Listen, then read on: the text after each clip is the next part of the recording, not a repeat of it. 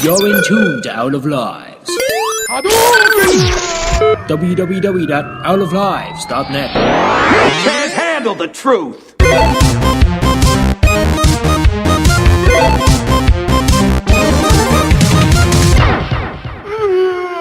Okay, we're joined by Paul, creator of real-time strategy space combat game Void Destroyer. Paul is living the dream, having launched his game successfully back in January and has quit his job to work full-time on the sequel. Welcome, Paul. Thanks, guys. Glad to be here. Yeah, thanks for coming on. So to start, tell us a bit about Void Destroyer and the sequel that you're currently working on. What's the game in a nutshell? Oh man, it's in a nutshell. It's the game of my dreams. So it's pretty. I guess in a way it's kind of tough to explain. But when I played games, I always wanted to do almost everything in them. I remember when I was a kid, I was like at some convenience store, and there was like an arcade machine, and I think it was Double Dragon or something. I don't know if you guys are aware of that, it's familiar with that, but it's like a really old beat 'em up, right? Yeah. And side scroller, yeah. It was this linear side scroller, and there was like this alleyway there, and I'm like, man, I wish I could go down that alleyway, And of course you couldn't because it's such a linear game. But when I was making Void Destroyer, any kind of thought that popped up in my head that I could reasonably do, I would toss it in there. So the game is, like you said, it's a space combat where you can fly the ships. Real-time strategy where you can issue commands. There's a little bit of base building. There's a tiny little bit of economy and stuff like that. So anytime I wanted some feature, I would tend to add it, like, not just piloting small ships, but bigger ships, not just having one control method, but having a different one for capital ships.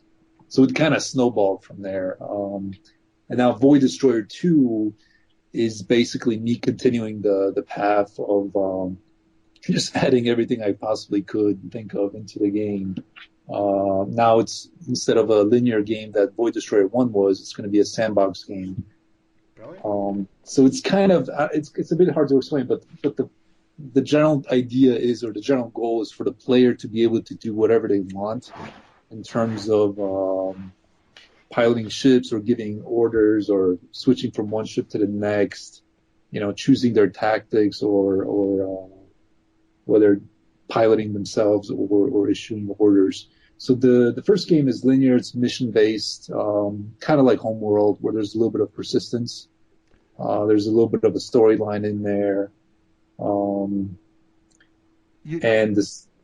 Good. Yeah, I was going to say, you mentioned Homeworld there. You can see the Homeworld influence in the relevant gameplay. In fact, you actually mention Homeworld, don't you, when the game starts? So was that an influence on you for making decisions? In terms of marketing, it's actually really great to latch on to successful titles. Yeah.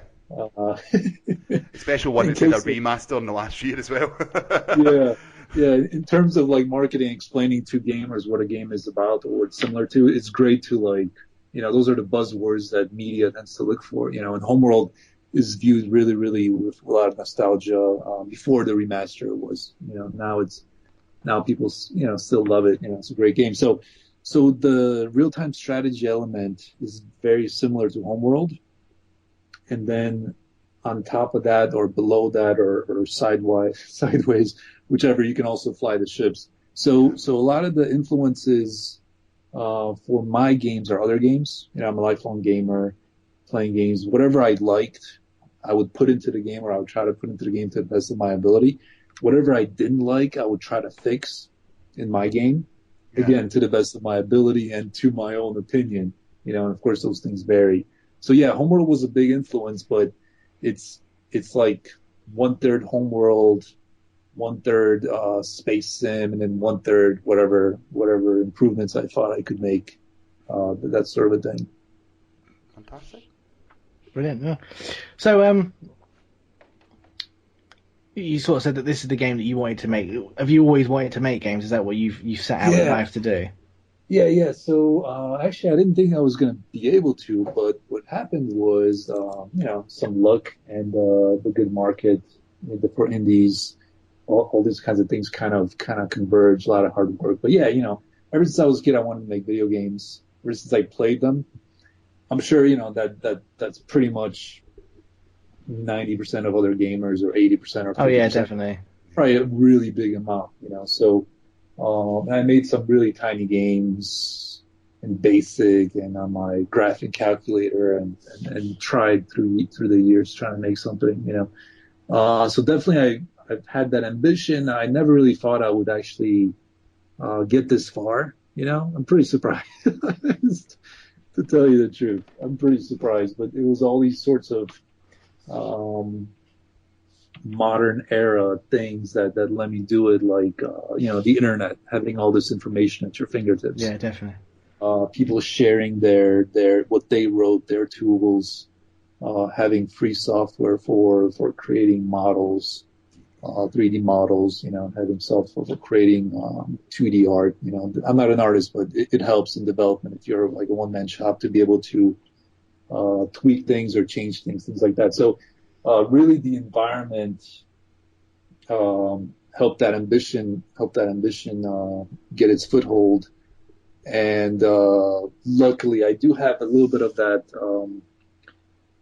sort of engineer type persistence where I'll keep trying to improve. Yeah. And I have that sort of optimism that lets me quiet the reality of how tough things are, and just be like, whatever, I'm struggling now, but sooner or later I'll get it, sometimes a day later, sometimes a week later, in some cases with some problems, so. Yeah, I've always wanted to make a video game. Never really thought it was going to happen. And then all of a sudden it just did, and then all of a sudden I look around and I was far enough into it where it was self-fueling, like basically like an obsession, hobby type of thing. And then it turned out that I was able to get some nice art. And that was kind of the turning point, the decision point, whether to keep going, invest money into it or not. And the great thing was Kickstarter was pretty hot back then, still about 2 years ago. Yeah. And that allowed me to raise about 32 grand when all said was done. And that let me put all that money, 32 grand, into the game to get it on early access and get it to full release. So, about the 30 grand, about the free tools, about the knowledge on the internet, without seeing other success stories, it just would have been one of those dreams that never comes true. So I believe that you were actually still employed when you were making the original Void Destroyer. Yeah, so it was kind of ridiculous because not only was I employed, but I was also going to school during nights. Wow. So I was employed full time as an IT administrator or network system, what do you call it? Manager, information systems, whatever you want to call it, computer geek, right? So that's kind of cool because it gave me a lot of basic knowledge of computers, a little bit of programming, knowledge and experience. It's kind of like a jack of all trades work. So you kind of get to touch a lot of these things. So you know where the tools are, where they are, what they exist. That helps a lot when you're searching for something, knowing that it exists. You just want to find the details. So yeah. Did that mean you struggled to find time to focus on the game, or was that always just going to be your main focus really at that point? It wasn't a real struggle. I mean, it was never felt like I had enough time, to throw at it. And I was basically throwing as much time as I could at it. Because there was school, there was full-time work, I'm married, I have a wife. The nice thing about the marriage aspect, in a sense, nice. My wife was also doing her bachelor's, doing her master's, and then she's doing her CPA, which is this accounting thing we have in the United States. So my wife was busy with her stuff. I was busy with my stuff. And then during breaks we could enjoy each other's company without ignoring each other, without one side feeling ignored, because we were both like absorbed by our ambitions in a sense, So it kind of worked out kind of well. My wife doing very ambitious things, getting a master's degree and stuff like that. So yeah, but school was pretty easy. You gotta admit it. Not that I'm some kind of genius, but if I did the basics, I would just really skate by. So it didn't really take too much time.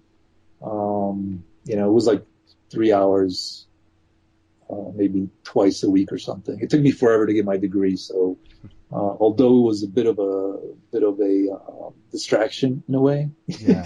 everything was a distraction to making the game. So it just took longer, but development wise, that's not always a bad thing. Taking a very long time. So aside from time, what was the most challenging aspect of actually making the game itself? It's really hard to say what was challenging. I mean, it's, you know, when you look at some accomplishment that takes X number of years, more than a month, let's say, you know, and if you look at it from 0 to 100% when it's done, it looks like nearly impossible. You know, you might as well just give up. You know, if you were to like engineer a car right now or build a space shuttle, you know, or make a video game, although making a video game is much easier, but whatever. I'm just using horrible metaphors. But anyway, it's really small things, you know. Did you ever get to a It's point where you thought, I'm not going to do this anymore, I need to give up?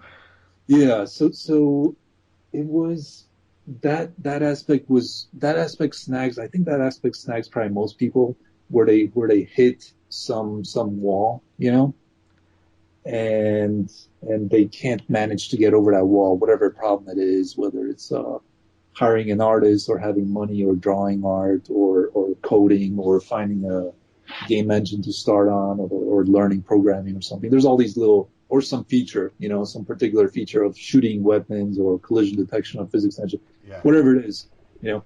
So for me, that aspect was pretty limited, because it was pretty much an obsession, you know, love, hate, obsession type of thing, where it was nearly impossible not to quit. So it was just a matter of time, you know. If you have that sort of obsession, if you devote a little bit of time to it every day, you know, an hour, maybe 2 hours on weekdays where after work or whatever, and then like 8 hours on the weekends or whatever, you know, eventually you're gonna probably accomplish something. You know, whether it's going to be the next Minecraft or some huge hit, that's a different story, but eventually you'll probably accomplish something, you know. I think we'd all like to make the next Minecraft, to be honest with you. Yeah, but... Yeah, so it's hard for me to say. The most challenging thing really was the external aspects. So like the art, the music, the sound. That was the most challenging thing. Things that I couldn't really do myself or control myself. I'm not a great artist. I'm not even an artist. I'm not even a musician at all, you know. But I do know what I like. And it's really, really hard getting contract artists. So what happens in the indie world, right? You guys know, but most likely. But there's a few ways to do it, and it applies to any business. Either you hire somebody, or you team up with somebody that you never pay, or you pay contractors, you know. So to hire somebody full time, I could never afford that. I couldn't really find a team member, nor would it be a really good fit because I'm, you know, in terms of this, I had a pretty erratic sort of, hey, I'm going to work on this, I'm going to work on this, I'm going to work on this, and at the same time, pretty clear vision, but at the same time, not written out at all, you know. So like a team member wouldn't have worked out really well. So that leaves contractors. So then you need to pay them money per asset. And what happens is the biggest challenge is that, you know, contractors are just like me, just like you guys, just like anybody. They're regular people. They have families, they have jobs, they have school, you know, they have kids. They may not do it full time. You know, they might dream about it doing it full time. Yeah. So you find somebody, they're all eager to go. You get an asset, you pay them. Then you might never hear from them again. And that happened quite a few times. Or you go for a week and then you don't hear from them again, you know. And that was probably the biggest challenging thing. The stuff I couldn't control, the stuff I couldn't do myself.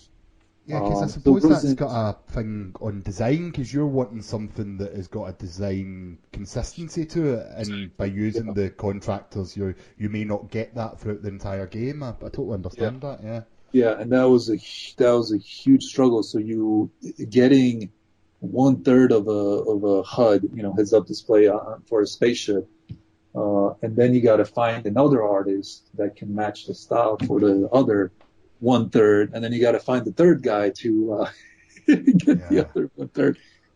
I mean, there was so many on the HUD. There's might be like 5 different artists on the HUD elements that I had to try to mesh together.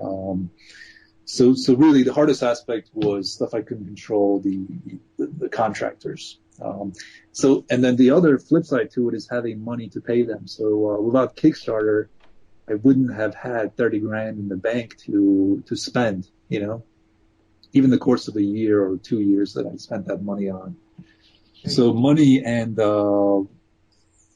so even money wasn't even the hardest issue. It was really the contract that was actually a harder issue, because money you could save, or you could eat noodles or something potentially, or you could negotiate or something. But really, it was the contract artists. Yeah.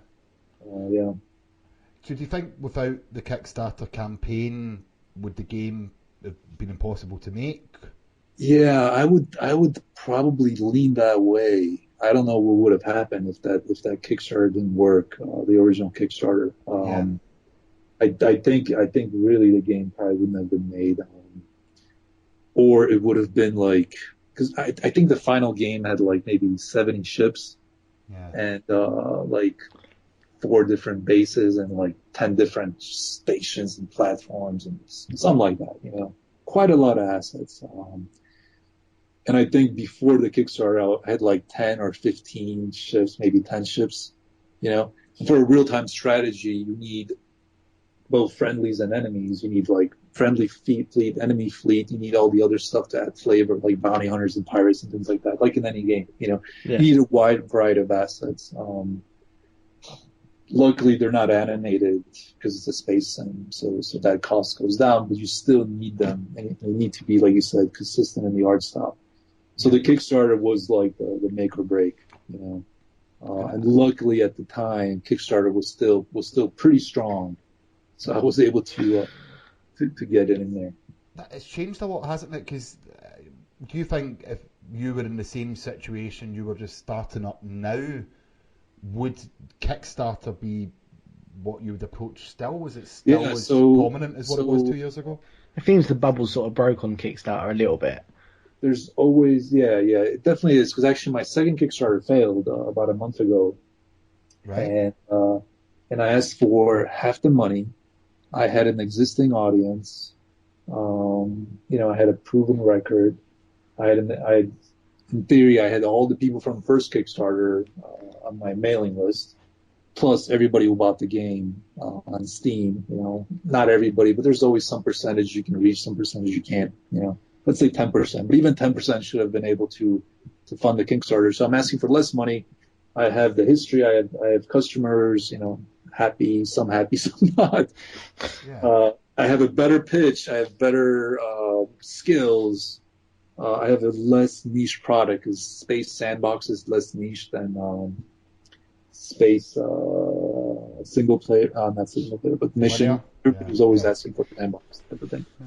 And that one failed, so I had a better pitch, better product. It failed. So the thing that is the bubble bursting, basically. So I would be keen to hear your thoughts on that. Is that, because you're not the first developer that we've ever spoke to that maybe has had a failed second Kickstarter? Is it because some people have invested in the first product, they feel that game's been successful, thus they don't want to invest in a second product or continuation on it? Is the people are loyal to a product as such, but are they not wanting to spend their money twice, essentially? Yeah, so I could see a little bit of that. And I spent way too much time thinking about this stuff, and analyzing it, because not only did I have a Kickstarter, but I also backed a lot of other Kickstarter projects. So, it becomes a little bit addictive from a certain point, But what's interesting is there's always in everything. There's always a peak. There's a money rush. Yeah. And then there's the only people that make money are the people selling the shovels to dig up the gold rush. That's true. And then it's like, and then everybody moves on. It's a ghost town, So Kickstarter is kind of like that, where during the days of 3 years ago, a game would make like $100,000, Yeah. and would make 50 grand kind of easily. 100 grand would be great. And then my first Kickstarter, 20 grand was kind of easy. 50 grand was a big success. And now it's like 5 grand is kind of hard, And of course, there's these huge projects out there that are going to get millions either way. They have fans. So Kickstarter still definitely works, but it's harder for somebody unknown. You would have to have a really good pitch. You would have to hit some viral type thing, Yeah. It'd be pretty tough. I don't want to say it's impossible because I'm sure somebody could prove me wrong, I don't want to say like, oh, if I didn't do it, then it's impossible. So how did you go about getting, your game out there? Like, what sort of promotion did you do to make people aware of your game to get the Kickstarter in the first place? Oh, well, basically I had a free demo for a few years. As I was working at a free demo, I kept updating the free demo. And at a certain point, I just needed money to get more art assets. I couldn't make the blocky stuff myself, that I used in the free demo and kept going with that. So that was the decision making for going on Kickstarter. And there was a little bit of an audience there that kind of checked out the demo through the years. Yeah. I don't know how much, but some people told me that that's what they did. So with these types of statistics, it's really hard to know the exact numbers, I don't know if it was 10 people, 100 people, I'm assuming it was less than 100 people, So basically it was mostly organic Kickstarter, people browsing Kickstarter and backing, and also like finding the game through like media sites, like gaming media, Yeah. And what's fascinating is, or to me anyway, is I could see like during the first Kickstarter, I would get like these emails all the time, like, oh, I mentioned you on my little blog or Medium blog or whatever. It's mostly like little, stuff, people trying to be hopefuls, trying to get their blogs off the ground and making like, breaking it big in the sort of gaming media industry type stuff, And then during the second Kickstarter, I only got like offers to promote the game on Twitter. Funny. It was pretty funny. Like, I'm like, where's all these you little blog guys? Where do all you guys go? You guys like went extinct too, It was pretty interesting how even those guys, maybe they're trying to make their own games now because that got easier with Unity and other things like that. Maybe those guys, instead of trying to become journalists, tried to become creators of video games. I don't know what happened to them, but even those guys are gone. So, and when I looked at the statistics of people browsing Kickstarter, of where the backing came from, it was mostly external.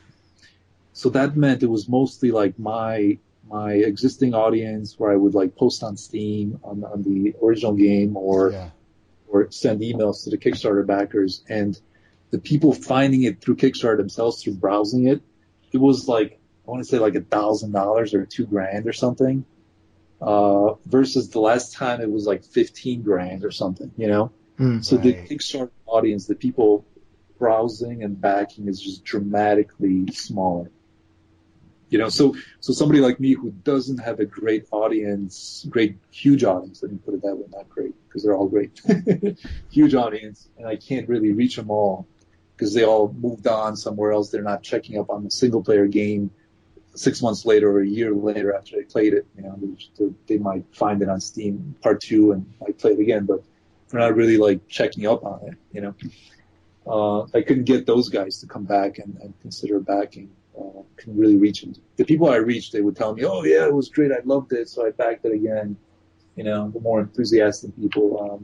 But there's that inability to reach everybody. All your previous customers, they're not all in one place. and the people I could reach, there wasn't enough of. It's a numbers game. You know, if you find 1 million people, 1% will give you money. You Yeah. know? Yeah. It is a numbers game. It's kind of frightening, but that's why marketing works. That's why marketing works.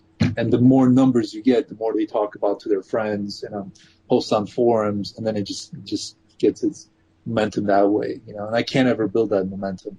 That's where my kind of struggle goes in marketing. With early access, of course, being an early access game, did you felt that helped in the final stages of development with regards to the feedback that you were getting in the early access games, as well as the financial support? Yeah, so early access did pretty well. You know, it did pretty well, and this was 2 years ago, so this doesn't apply anymore. You know, it's kind of funny, but I went on early access about 2 years ago, so it did pretty well. And one of the great things I could do is I in my day job I cut it down by 2 days.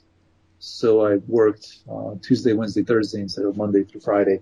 And the other days I would stay at home, you know, which was awesome, first of all. But also, you know, sped up development. So that was great. But the, not only the financial side, the bigger aspect was actually, you know, testing. People did a lot of testing and gave me feedback, and that's awesome. That's great. Without that, I wouldn't be able to have as good a launch, because like, you can't really test your own things on a complex game. It's really, really, really hard. I do a lot of testing, but I never do like crazy stuff like clicking 10 times a second like somebody did and crashed the game. You know, that's my favorite examples. But the other part was like motivation to improve it. You know, having customers, learning about customer service, tech support, you know, understanding, because now you have customers, you got to talk to them like a customer. You got to treat them like friends and customers, you know. Yeah. Even people annoyed with you or annoyed at the world and happening to run into your game and it not working for some reason and taking out at you. Stuff like that. Give you abuse. Plus, small things I would never think of, like somebody asked for colorblind assistance. I would never think of that, you know, and I'm asking like, hey, you know, what do you mean by that? Because I have no clue, you know, and they would explain to me what they want, and I try to give it to them as best as I can. Or somebody using, somebody using the number keys. Yeah. I didn't think of like adding the number keys for some reason because I never use them myself. You know, because I'm just a guy in right now in my basement, you know, just like you guys. It's a learning process. There's not a team behind me having launched multiple products, so I have to learn all these things. So pointing them out is a great way to learn. So you say you keep building upon the game you already had and decide to do new things. When did you decide, right, this game is done, I think it's ready for a full release now? How did you get to that point? Yeah, that's a good question. So, yeah, I don't know how I decided. Quite honestly, it's sort of like the negative thing of being a game developer is you got to release. It's sort of you got to release games because that's when you get paid. Yeah. You know, when you put a new game out, whether early access or release, that's when you get the money. So there's that. It's a pretty big motivational factor to release it. You know, so you got to draw it at some point. You know, you got that motivation. So I had a rough plan. I think I said I was going to be in the early access, like mentally, like for 6 months, and I was in it for like a year. So I definitely didn't like rush things or anything like that. But when I was finished with the storyline, I think I took another month or so, and then that's when I released it. So the story coincided with the programming of the game engine. And getting new assets. You know, everything was kind of driven by assets and the programming and the story. Like, okay, now I'm going to blow up this massive gate or base, and I have to code support for that type of thing. Or now I need an enemy alien death fleet to come in, so I need assets for that. Now I need to code a new weapon for them. You know, so the story, I had a rough mental image of the story in my mind, and took a long time. It turned out pretty well, actually, because all the loose ends were turned out better than I thought, being an amateur story writer or whatever, you know. And I had some help with that too. via contractors, but everything kind of worked with what I was able to do game engine wise and with the assets. Sometimes having to shoehorn assets, things like that. So after the story was done, which took way longer than I thought it would, about a month later, I'm like, okay, gotta release it. And then the influx of new players finds all these other bugs, so gotta fix all that. And then you're like, well, I gotta move on because I gotta get paid again, so I gotta put it on part two. Now that I quit my job, that this is my income now, so I gotta release part two. And that's what I'm working on right now. Now, what is a day in the life of Paul? And I do mean yourself and not a bad Simon Pegg movie. Yeah, so let's say yesterday, right? Well, yesterday, yeah. Go for it. Yesterday I wake up like at 7 a.m., maybe 7:20. My wife is already up and she's getting for work, so I stumble out of bed and I make myself breakfast. Sometimes it's crepes, which I've perfected, In Britain they call them crepes, and it's weird to hear you say crepes. Sometimes it's more elaborate than others. Sometimes it's a sandwich, sometimes it's scrambled eggs, right?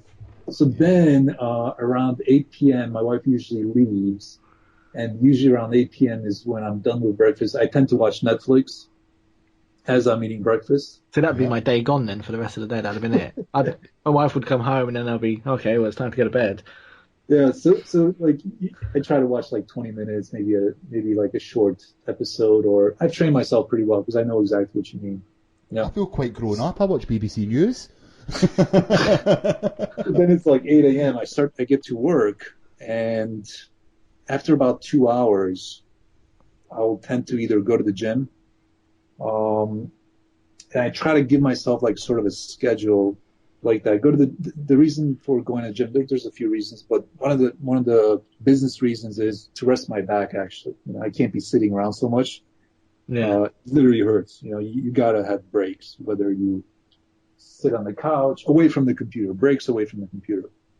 And the gym is kind of nice because it's sort of a mental break. I get to see other people. Otherwise, I would never see anybody else, except on the TV. So then I come back and more work. Then I eat around 2 p.m. My wife gets home around 5. And I might take breaks like watch Netflix or watch YouTube or play video games, and then it kind of varies. I might talk to my artist somewhere in there, either before the gym or right after the gym. We'll discuss like a new ship, or we'll look at an existing ship. I might send some emails out, might be some tech support issues. But it's mostly working. Around 5 p.m., my wife gets home. I'll spend some time with her. When it's nice weather, I'll go for a walk with her. Crappier weather like it is now, it's winter in Chicago, more or less. Do a little bit of hang out, but then work again. So it's really work, games, video games, work, which is video games also. Either way, it's video games. There's a little bit of a schedule I keep, like, the gym at 10 a.m., whatever, till 11, but it's not a huge binding schedule, So it's really, you work all the time. You'd have to have some, I haven't got the discipline to do that, to be honest. Like, I'll set out with 5 jobs in my head to do that day. By the time I get home, I'm like, I didn't do any of them. Yeah, it's, discipline is pretty tough, like put it this way, when I first quit my job, I was like, yeah, I'm going to work 8 hours a day at least. I'm going to work every day, blah, blah, blah. It doesn't work like that, Like I'm watching YouTube on my other monitor. I might find something interesting or like a let's play of some other game or whatever. I might slack off a little bit. I might be playing Dark Souls 2 quite a lot more than I should when it first came out or whatever, or Witcher 3 right now because I got on sale. So discipline is pretty hard. You're never going to spend as much time as you think you are, even. But it's when I had the day job, and I was on early access, and I had my love job as I call it. It was so stressful. Oh my god, it was incredibly stressful having 2 jobs. Was the decision to quit that job and work full time on the sequel, was that difficult, or was it like it was the best day of your life? Like it was, yeah. It's kind of funny when you tell your boss you quit, and you tell him because I'm making all this money on Steam, and you do make, or I did make a nice chunk of money. It comes in these huge chunks, and then it like spirals down, Yeah. So it was a pretty good feeling. I'm not going to lie, because you're getting a chunk of money on Steam. People are saying they love your game. Some people say they don't. Obviously there's a flip side to it too. But a lot of people are saying they love it, and you're like happy about that. But you got to fix bugs, because they're like saying, yeah, I love it, but I crashed here, or I hate it and I crashed here, or whatever. Either way, you got to solve these issues, And that was during release. That's about when I quit. So it was kind of this agonizing decision, but at the same time, getting an influx of money is like saying, hey man, you can't have your feet in two worlds anymore. You got to choose. And the choice is not that hard, because this one is something you love and it can support you. Yeah. This one isn't. Now, who knows what's gonna happen next year? I released my game early January, and it was a nice release. It wasn't as nice as some other games, but hey, it was nice for me. Mm-hmm. But I don't know what's gonna happen when I go on early access next year, or when I release the year after that, or whatever. I have no idea what's gonna happen then. So that's a little bit nerve-wracking, but so far so good. Steam keeps changing. The gaming world keeps changing. There's always more competition. There's always more other games competing for the attention. So we'll see what happens. So it wasn't so. I think it was harder on my wife in terms of the uncertainty. But I've always been like pretty conservative with money. So I have a decent nest egg saved up, so I should be okay. So it was a really good decision to make. It was great. Everyone fantasizes about handing their notice, and let's be honest. Oh, Yeah, and I kind of didn't do it the perfect way that you should really do it in the United States. But taking a poo in your desk. Well, that just me. My boss was pretty cool when I asked him, hey, I got this project going, I want to work part-time. He's like, okay, cool, whatever. He's like, hey, I'm glad for you, I'm happy for you, and then I'm like, hey, I want to quit 100% now. And they're like, okay, so like what, in 2 weeks? I'm like, no, like today. In the United States, it's customary to give 2 weeks notice. Yeah. I've got to give 3 months notice. Yeah, I've got to give 2 months. It's a nightmare. It's a bit of a different over here. That's funny. So I'm like, no, I got to do it today because I'm selling right now. Now is the time to be as active as possible, to respond to customers and players and try to meet their needs. Right now I have my own customers here. Like I can't be worried about this aspect for your customers at this company. I gotta be worried about this aspect here. So I quit about giving 2 weeks notice, but at the same time I was like taking phone calls for them, helping them out during the transition, whatever. Sure. Yeah, but anyway, so I'm quitting, right? And he's like, hey, you want to say goodbye to everybody? Which is kind of amazing. Again, my boss was really cool, the owner of the company. Usually they just show you the door and like, you're out. Yeah. He's like, you want to tell everybody? I'm like, yeah. So I'm telling people, and they're like, oh, you gave 2 weeks notice? And I'm like, no, I gotta go right now. I could see a little smirk in their eyes of the regular workers. Like, I'm seeing the dreams, all their dreams, like of quitting, reflected. So it's kind of funny. It was a bit of a funny experience. Everybody was like cheering me on. Actually, they're like, yeah. It's all been quite light-hearted to now, but I really need to ask you quite a serious question next. Do you keep your tomato ketchup in the fridge or the cupboard? I'm sorry, what was that again? Do you keep my tomato ketchup in the fridge or the cupboard? Like, the fridge. The fridge. It's a long debate we've been having for a while now. Definitely keep it in the fridge. Yeah. No, you're wrong. I keep mine in the bin because I don't like it. No, it goes in the cupboard. It doesn't go. Anyway. We use a lot of ketchup here in the United States. Yeah, true. It's like our salt. Yeah. So,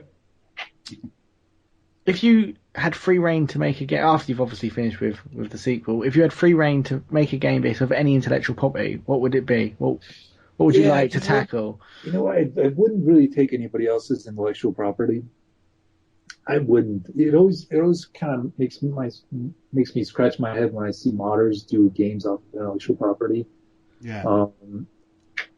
And yeah, I wouldn't really do it. I think it's too constricting in a way. It's great to do your own thing. If I had to, like, hey, if you're forcing me to choose one, no, I'm not for I would probably, Gun I would probably go with like Babylon 5. I think that's pretty awesome space-wise and sci-fi-wise. I think that's kind of the closest to what I've been doing, where it's sort of kind of gritty and sort of kind of realistic-ish, you know. Babylon 5 is a great sci-fi series. I don't know if you guys are familiar with it. But, yeah, not, you know, Star Wars, that's cool. What you call it, Battlestar Galactica, that's cool, but I wouldn't really want to do somebody else's intellectual property. It's pretty cool to just do your own. Can I pitch a game to you? What's that? I'm sorry? Can I pitch a game to you?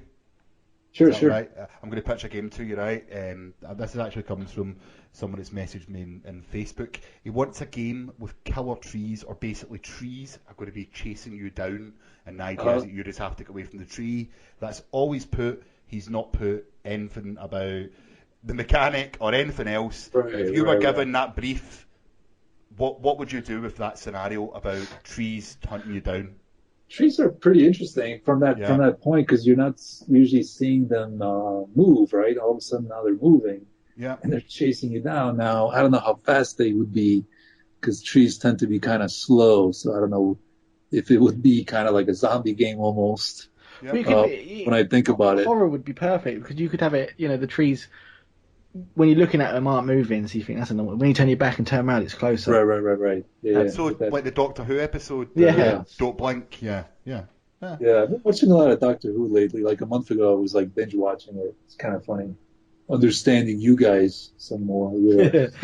It's quite a British show. Yeah. It's pretty cool.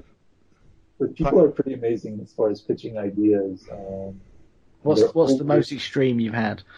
Apart from the tree one that Ross has just pitched. Yeah, it's always like an MMO with procedural empire, persistent living economy, life stuff. It's always like this super hugely ambitious thing. And it's always like this procedural empires, like this stuff I get pitched all the time from players, because they come from my game, so it tends to be kind of similar genre. Yeah, sure, yeah. Space. I just play games that are glorified spreadsheets, so I'm all right. Right. Yeah, definitely. You know, behind the scenes, everything is data. You know, behind the scenes, it's all number crunching and data, and then the 3D, your monitor, 2D monitor shows the data in a 3-dimensional way on a 2D screen. So it's kind of interesting how that works.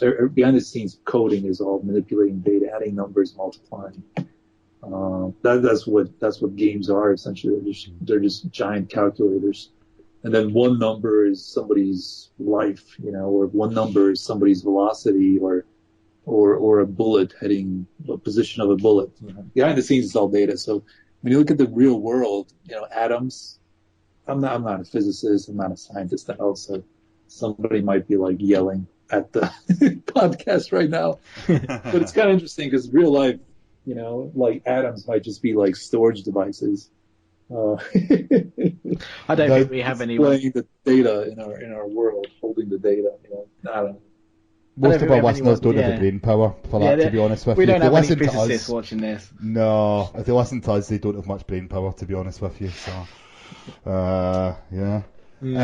Sorry to keep on with a serious question here, but what's the biggest animal you think you could knock out with one punch? Biggest animal I could knock out with a punch. I'll give you some perspective, okay? Our Queen of Indies said that she could knock out a giraffe. Rory Powers from IGN said an elephant if it was tied down. And Jim Trinker says a fox. He's from videogamer.com. So that's some perspective for you. I don't have a lot of experience punching animals. No one does. It's all hypothetical, yeah. We're not advocating it. Don't worry. I think anything I'd say would make me a horrible monster because it would be a smaller animal. Yeah, like a hamster. I love it, smaller animal. Yeah. Nah, I don't want to go down that dark path. Fair enough. You can pass on it. Let's put it this way. Let's put a 600-pound human who's eaten too many crisps, as you guys call them. Yes. Probably the biggest animal I could be politically correct, but I would not have a human being who's morbidly obese. I could probably. Oh man, yeah. Right. Everything else, animals have ridiculously powerful skulls. Yeah, I know. Like you break. Let's be honest, Rory Powers is not knocking out an elephant anytime soon. That's not happening. Yeah. But I'm a 6'2", 200-pound man beast. So I think if you combine Dave and I think you've just actually found what you've described. what's that? I'm sorry. If you join together Dave and myself, then I think we are what you've just described. But only if you join us together. And I'm not 300 pounds. Yeah, we're kind of bigger in the States. We're a little bigger. Oh, Yeah, yeah. I don't know. Give it a run for your money. I think we're coming to the end of our questions now. The most important one being Starship Enterprise or Millennium Falcon. Yeah, definitely the Millennium Falcon. Yeah. The Enterprise, if you watch the series, it's always like losing its shields and venting plasma, They never have enough power. They never Put have, some more batteries in there. like, who did those guys ever like beat up, Mm. Like they never really like won any fights, you know what I mean? Unless there's like a whole fleet of them. They're always like on the losing side. We gotta repolarize something, So definitely the Millennium Falcon. Oh, I love the Millennium Falcon. It's an awesome ship. Definitely. And I never really liked the design of the Enterprise too much. It's a really interesting, unique design with the nacelles, but it always looked kind of flimsy and weak to me. Yeah. Depends which one we're talking about too, like the 60s series or the Next Generation or whatever. It got a little bit better, but yeah, Millennium Falcon, love that ship. Right. We wanted to find your game. Where would we find it? It's on Steam. Yeah, it's on Steam. So if you search for Void Destroyer, Void Space Destroyer, or if you go to voiddestroyer.com, but Steam is definitely the place to sell a game or to look for a game if you wanna. Well, we'll put a link in the. Cool. We'll pop a link in the description of the pod as well. Cool. Yeah. And it's been an absolute pleasure speaking to you. Thank you so much. You're welcome on any time. We look forward to Void Destroyer 2. You're in tune to Owl of Lives. www.owloflives.net. Can't handle the truth.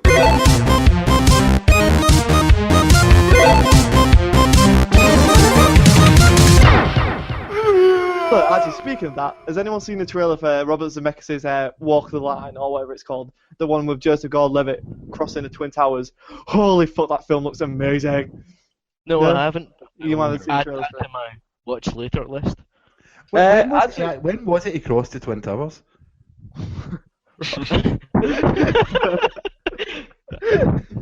It was a while ago, Ross. It's not that high.